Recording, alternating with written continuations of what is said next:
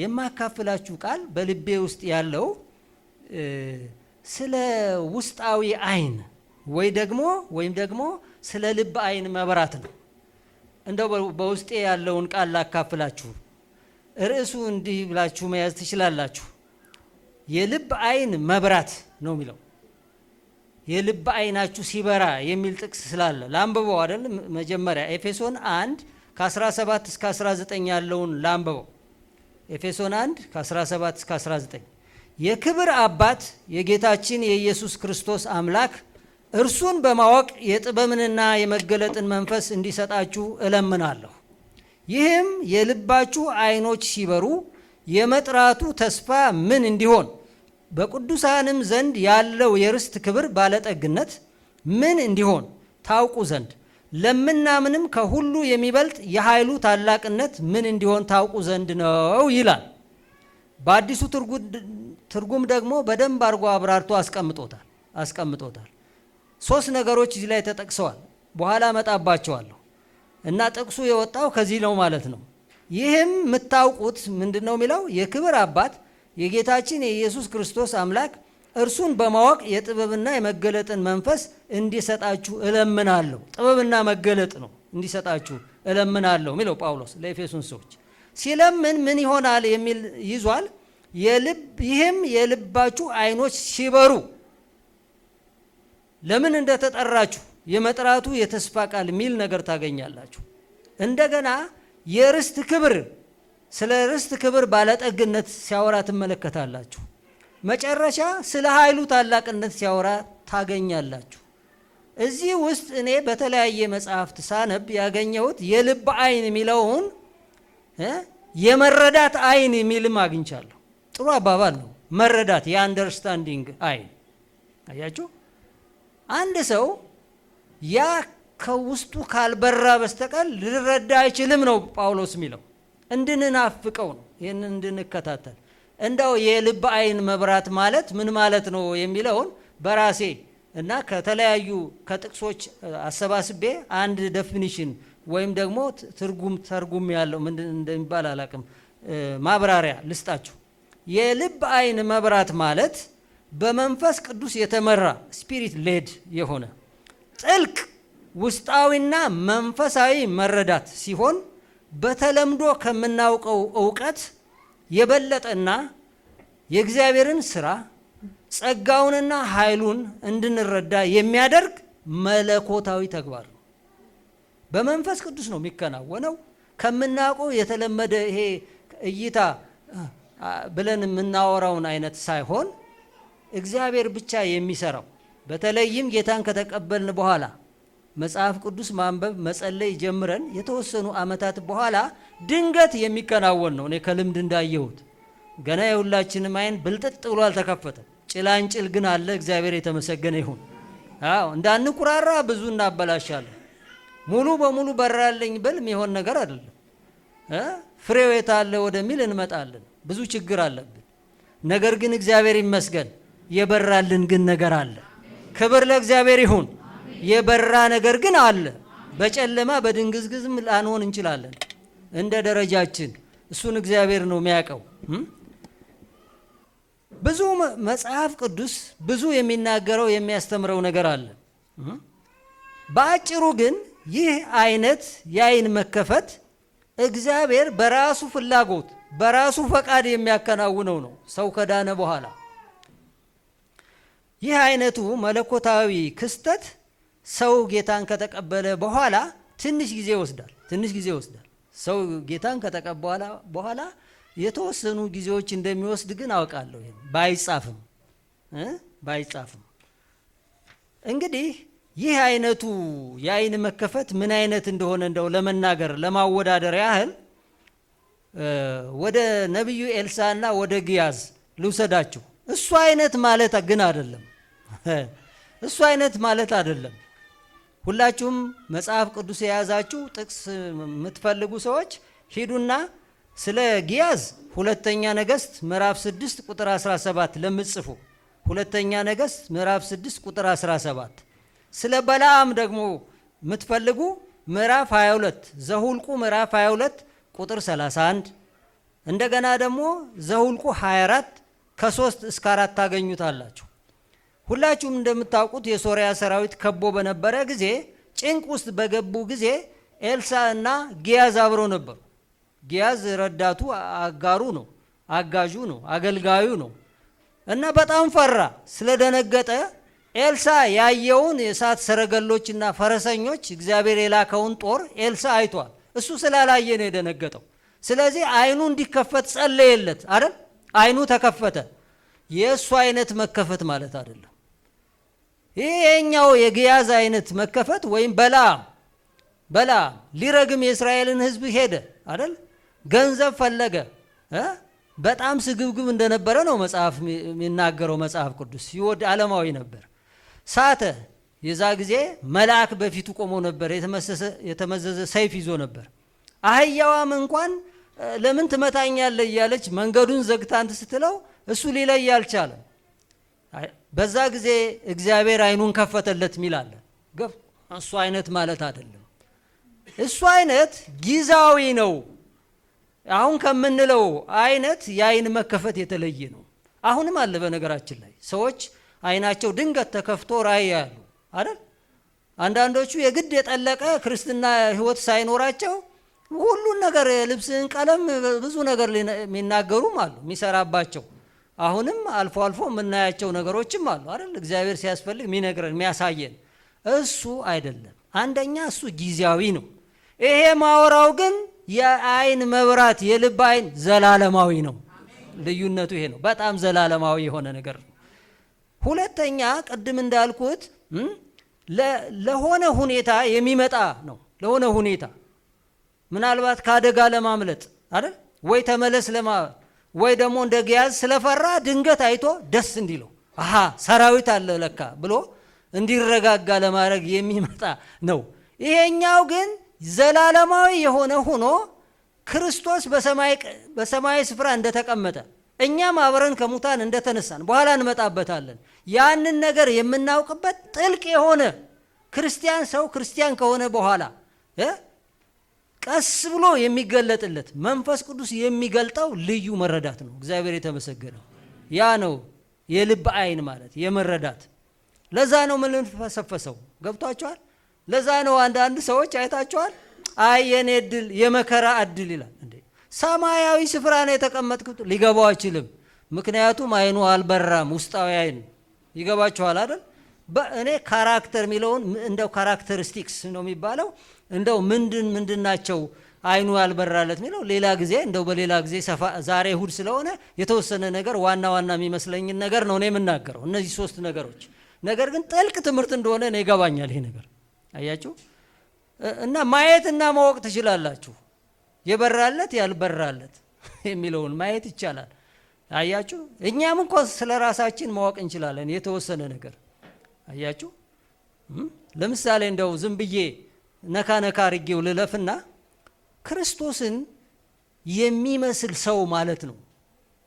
ዕብራውያን 11 1 ላይ አንደኛ ቆሮንቶስ ምዕራፍ 11 ቁጥር 1 ላይ ሄዳችሁ እኔ ክርስቶስን እንደምመስል እኔን ምሰሉ አለበትን ቦታ ስታዩ ጳውሎስ ኦልሬዲ አይኑ ስለበራ ነው ክርስቶስን እንደምመስል ያለው። ገብቷችኋል አይደል? እንዲህ አይነት ባህሪ ነው መጀመሪያ የሚጭረው። ጴጥሮስም እዚህ ላይ ሁለተኛ ጴጥሮስ 1:6 ላይ ብታዩት በወንድማማች በዚህ ላይ በጎነትን ጨምሩ፣ በዛ ላይ እግዚአብሔርን መምሰል ብሎ አስቀምጦታል። እንደዚህ አይነት ሰው ማለት ነው። ምን ያህል ስታንዳርዱ ከፍ ያለ እንደሆነ ያያችሁት። ውስጣዊ አይኑ የበራለት ማለት። ብዙ ደግሞ እንደዚህ አይነት ተመሳሳይ ነገሮች ላመጣ እችላለሁ።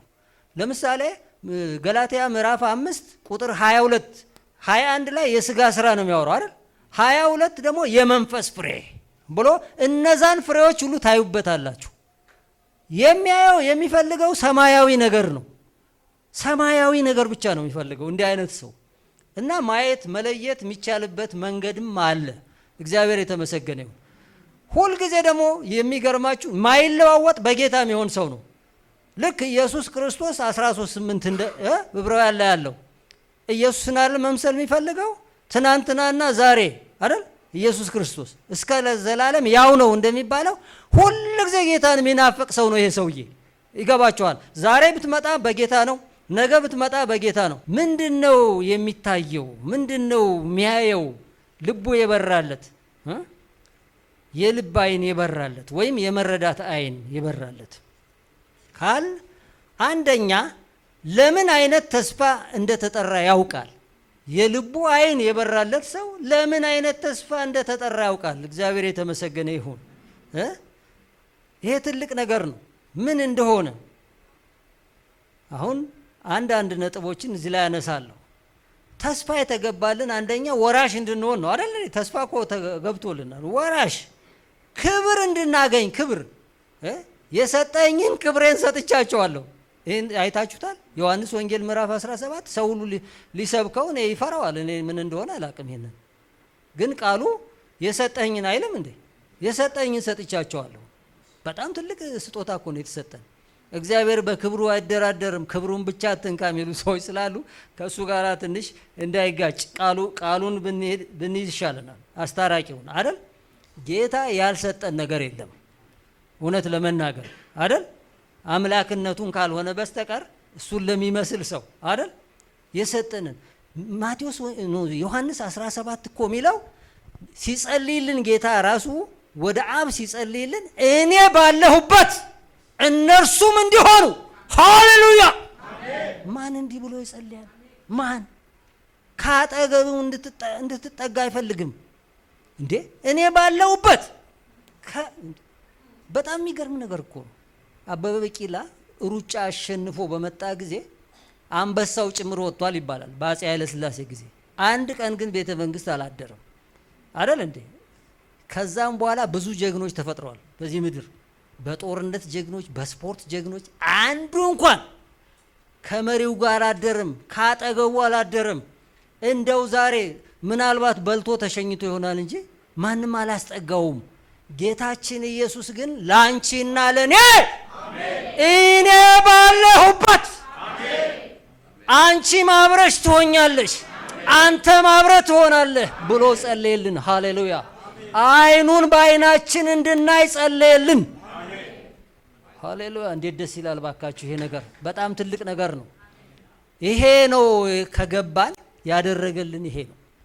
አዎ እኔ አሁን በኃይል እየሰበኩ ውስጤ ሁሉ ኃይል ይሰማኛል። ገብቷቸዋል። ህይወት ስለሆነ አይደል? ግን የቆመ የሚመስለው እንዳይወድቅ ይጠንቀቅ የሚለውም ውስጥ ያለ በእግዚአብሔር እርዳታ በመንፈስ ቅዱስ እርዳታ ነው ምን ጨርሳት መንገዷን አይደል? በጣም እንድንጨናነቅ ግን አልሰብክም። እኔ የሚመራን ብርሃን ቃሉ ተሰጥቶናል። እግዚአብሔር የተመሰገነ ይሁን። የእግር ብርሃን የሚመራ ከናንተ ጋር አለ። ቃሉን እየሰማን ዛሬ ፈውስ ነው የሚካሄደው። እኔ መንፈስ ቅዱስ የሚለኝን ነው ማወራላችሁ። ፊልጵስዩስ 3:14 ላይ ሄዳችሁ አንብቡት። አንዳንድ ነገር ልናገር፣ አንድ አራት ጥቅሶች አነባለሁ በዚህ ቁጥር ላይ ለምን አይነት ተስፋ እንደተጠራን ለምን አይነት ተስፋ እንደተጠራ አንድ ሰው ጌታን ሲቀበል ከዛ በኋላ ያለውን የሚያውቅበት መንገድ የልብ አይኑ ሲበራ ብቻ ነው የሚለው ጳውሎስ። በክርስቶስ ኢየሱስ ሁሉንም አላነብም። በክርስቶስ ኢየሱስ ከፍ ከፍ ያለውን የእግዚአብሔርን መጥራት ዋጋ፣ ይሄ 54ቱ ትርጉም ነው የሚለው የእግዚአብሔርን መጥራት ዋጋ ምን ያለውን በክርስቶስ ኢየሱስ ከፍ ከፍ ያለውን የእግዚአብሔርን መጥራት ዋጋ እንዳገኝ ምልክትን አፈጥናለሁ ይላል። በደንብ ክሊር ስላልሆነ የአዲሱን ትርጉም ላንብብላችሁ። በአዲሱ ትርጉም ሽልማቴንም ለማግኘት በፊቴ ወዳለው ግብ እሮጣለሁ።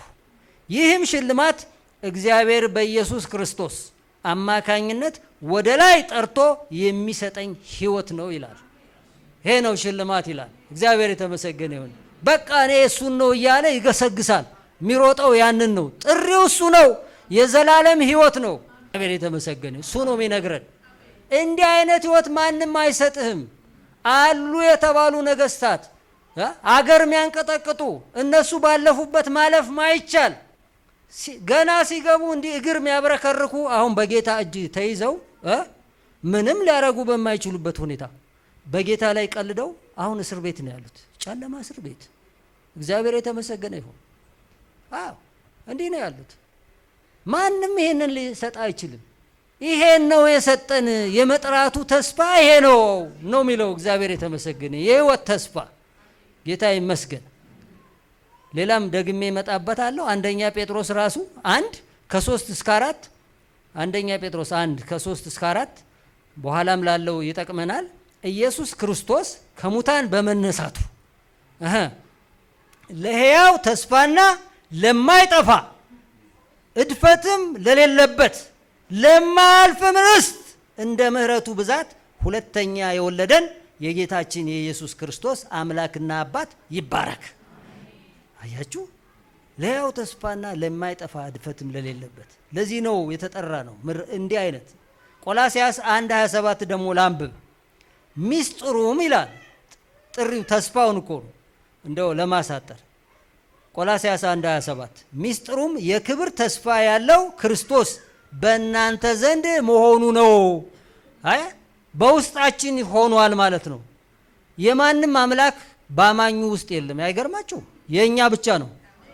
የማንም የለም። ኢየሱስ ብቻ ነው። አብሮ ውስጥ ይገባል። አማኑኤል እግዚአብሔር ከኛ ጋር ነው የነበረው፣ አሁን እኛ ውስጥ ነው። ሃሌሉያ! ክብር ለአምላካችን ለእግዚአብሔር ይሁን። ይሄ ማን ያደርጋል? እግዚአብሔር ከኛ ጋር አማኑኤል የነበረው እንኳን ሊሞት እንኳን ሊጠፋ ሞትን ድል አድርጎ አሁን መጣ። ያ ክርስቶስን ያስነሳው መንፈስ በእናንተ ውስጥ ቢኖር ለሚሞተው ሰውነታችሁ ሕይወትን ይሰጠዋል። እሱ ነው እኔን የሚያስጮኸኝ እናንተንም እዚህ የሚሰብኩትንም። እግዚአብሔር የተመሰገነ ይሁን። ውስጣችን ሆኖ ነው የሚመራን። ጌታ የተባረከ ይሁን። ማን ያገኛል? እንደ እድለኛ ናችሁ። ወይ የታደላችሁ። እግዚአብሔር የተመሰገነ ይሁን። አንደኛ ተሰሎንቄ 2:12 ላንብበው። ወደ ምኑን ኤው ተስፋ ተመልከት። ሌላ ተስፋ አንደኛ ተሰሎንቄ 2:12 ወደ መንግስቱና ወደ ክብሩ። አያችሁ፣ ወደ መንግስቱና ወደ ክብሩ ለጠራችሁ ለእግዚአብሔር እንደሚገባ ትመላለሱ ዘንድ እንመክራለን ይላል።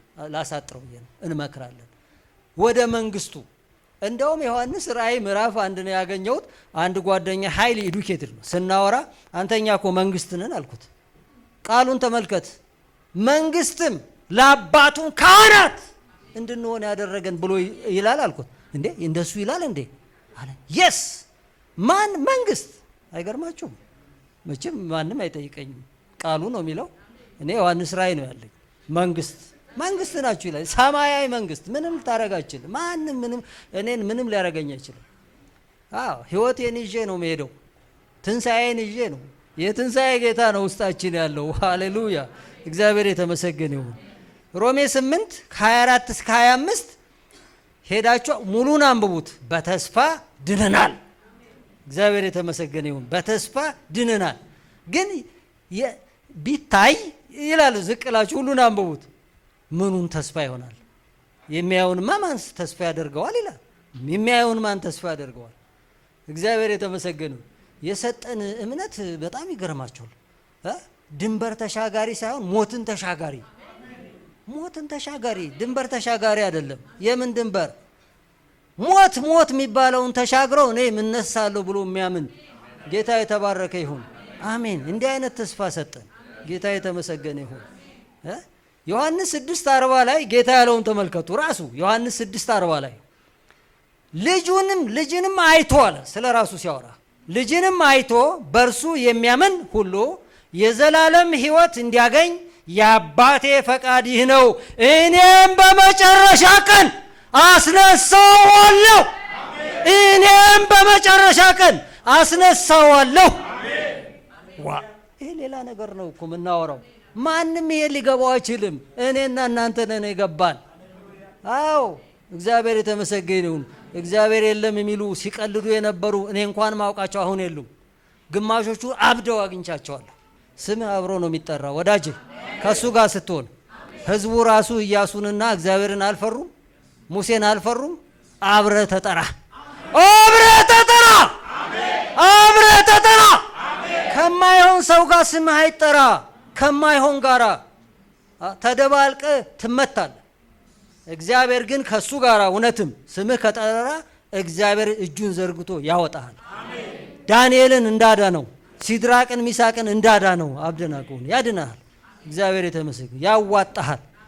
ጌታ የተባረከው። ይህ የትንሣኤ ተስፋ ነው። እኔም በመጨረሻ አስነሳዋለሁ።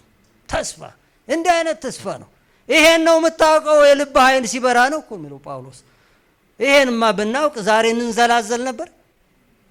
ዛሬ የትም እንገኝ ነበር። የትም እኮ ነው የምንገኘው። እኔ ከተገኘው እናንተ እንደተገኛችሁ ነው የሚቆጠሩ። ስሙ የሚሰደበው የጌታ ኢየሱስ ለምን ይመስላችኋል?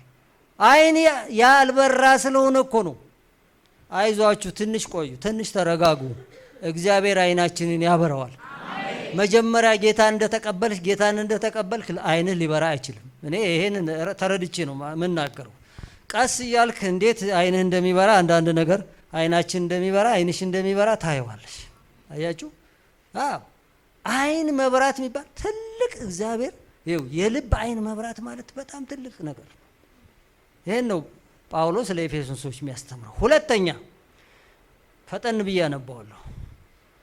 ዓይኑ የበራለት ሰው ምን ያውቃል? የሚወርሰውን ክቡር ርስት ዋጋና ብዛቱን ያውቃል። ዓይኑ የበራለት ሰው የሚወርሰውን ክቡር ርስት።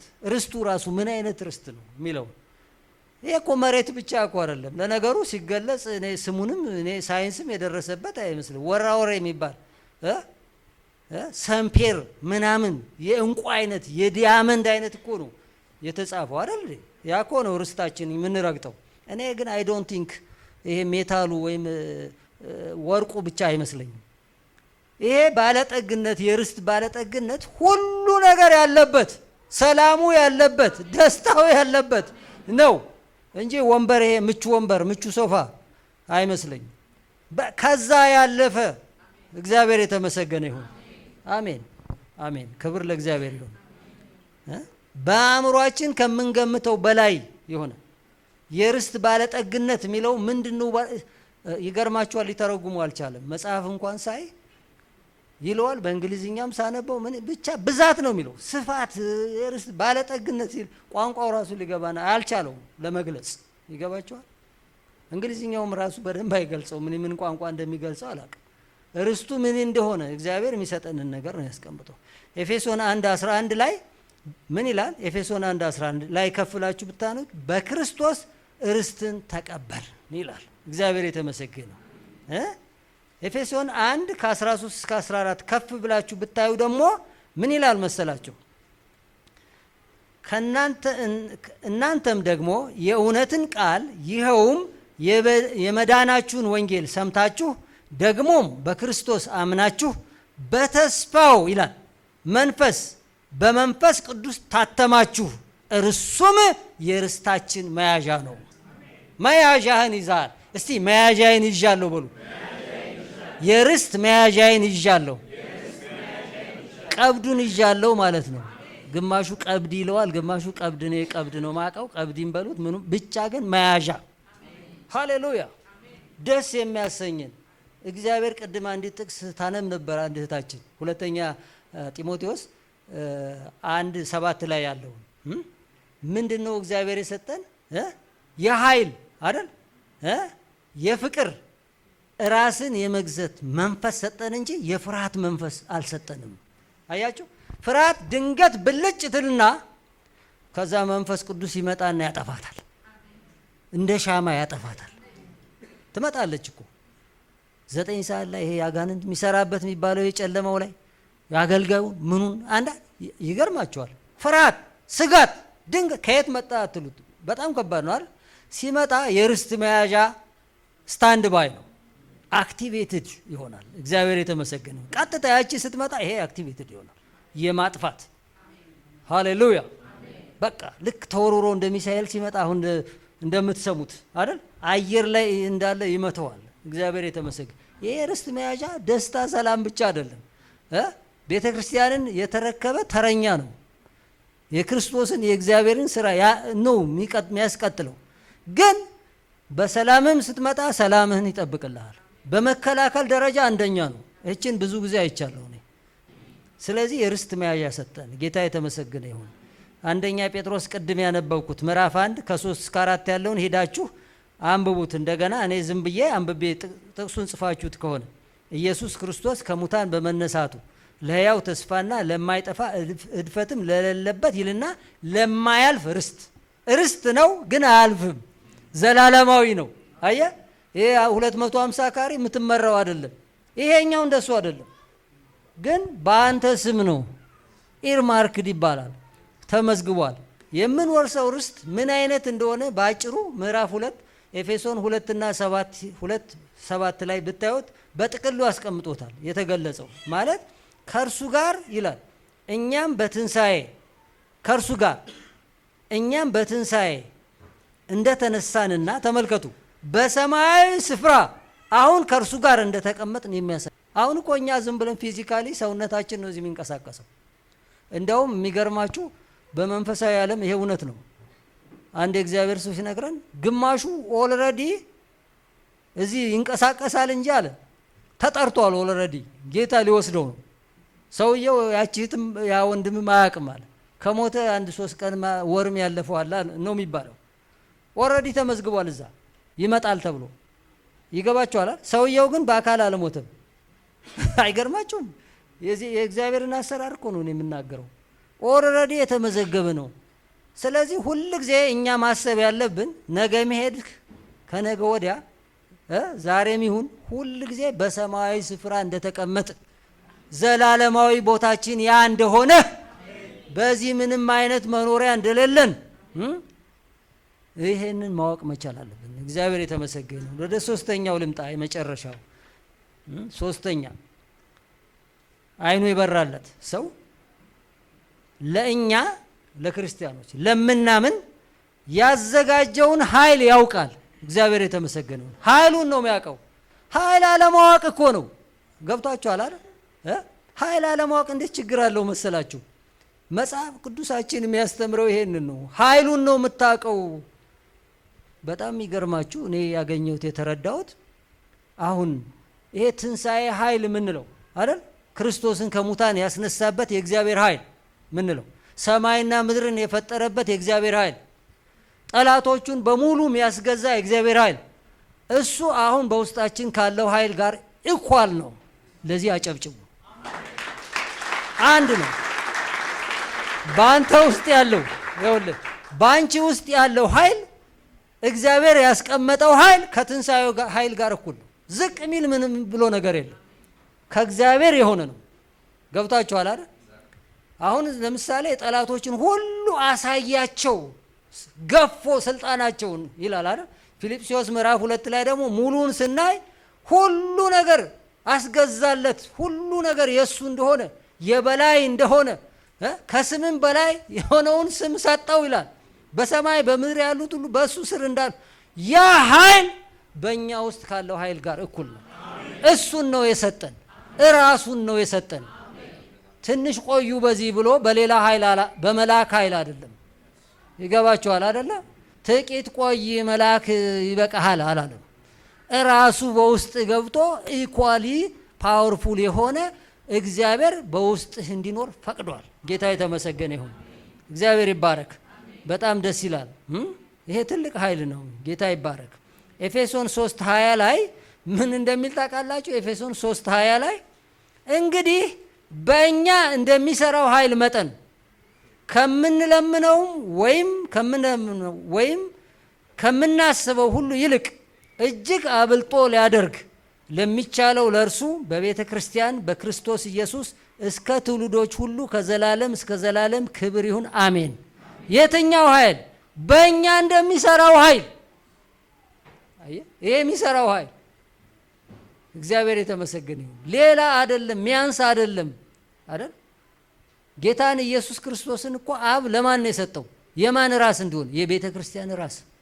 በቃ አለኝ የሚለው የመጨረሻ ፓወር ደስ የሚሰኝበት ዓለምን የፈጠረበት ሁሉ ለእርሱ በእርሱ የሆነውን ለማን ሰጠው? ለቤተ ክርስቲያን። ለዚች እንደማለት ነው። እግዚአብሔር የተመሰገነ ይሁን። ለዓለም አቀፏ ቤተ ክርስቲያን ፊልጵስዩስ 3:10 ላይ ላንብብ። 3:10 ፊልጵስዩስ 3:10 እርሱንና ይላል ጳውሎስ ነው ያለው የትንሣኤውን ኃይል ስለ ትንሣኤው ሲያወራ እንዳውቅ በሱ ደረጃ ምን የማያውቀው ነገር አለ? ገና ማናውቀው ነገር አለ እኮ ነው የሚለው። በጣም ጥልቅ ነው ነገሩ።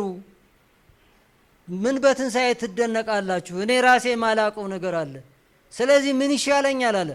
እርሱንና የትንሣኤውን ኃይል ክርስቶስን ራሱን መንፈስ ቅዱስን ራሱን እና የትንሣኤውን ኃይል እንዳውቅ በመከራውም እንድካፈል ተመልከቱ።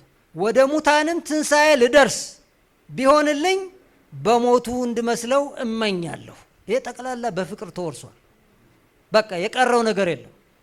ያ ከዓይን መብራትም ያለፈ ነገር ነው። ግን ደግሞ ሌላ ነገር አለ ነው የሚለው ያልገባው ነገር። ምናልባት እንደው በእሱ አይነት አሟሟት ልሙት፣ እንደው የሆነ ነገር ይድረስብኝ፣ የትንሣኤውን ኃይል ደግሞ እንዳውቅ ሌላ ነገር ነው። እግዚአብሔር የተመሰገነ።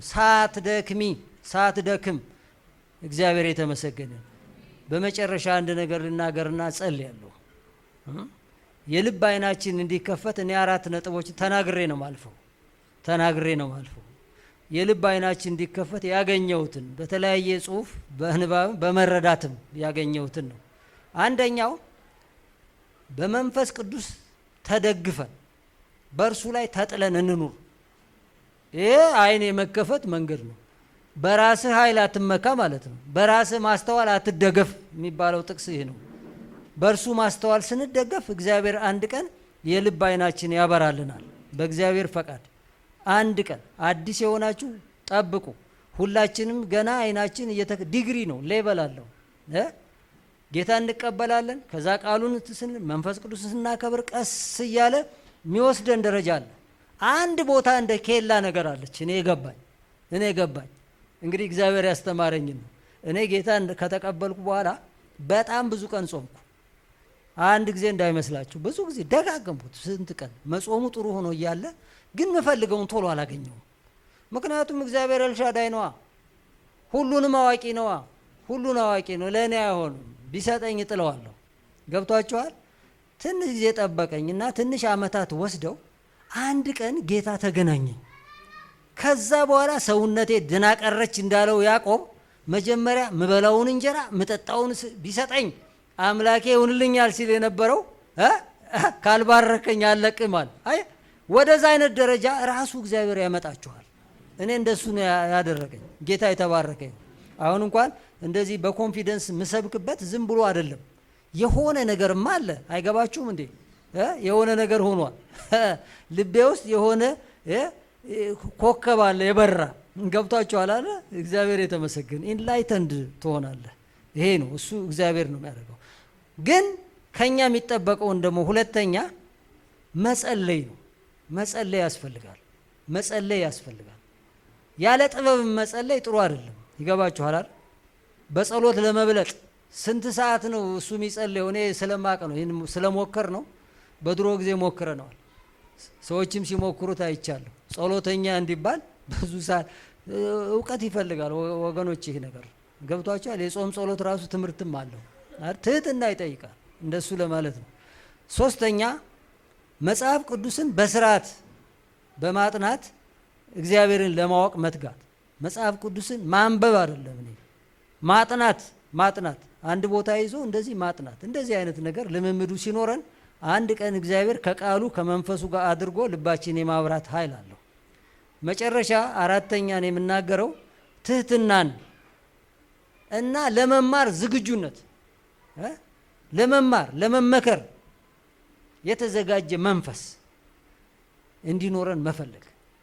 ይሄ በጣም ትሁት የሆነ ሰው እኔ ትሁት ነኝና ትሁታን ሁኑ፣ እኔ ቅዱስ ነኝና ቅዱሳን ሁኑ። ሶሪ በሌላ ቦታ ደግሞ ስለሱ ሲናገር ጌታ እኔ የዋህ በልቤም ትሁት ነኝና። በጭራሽ ትዕቢተኛ ሰው ከጌታ ጋር መሄድ አይችልም። እኛ ሁላችን የምንሰቃየው በዚህ ምክንያት ነው። እግዚአብሔር ይባርካችሁ።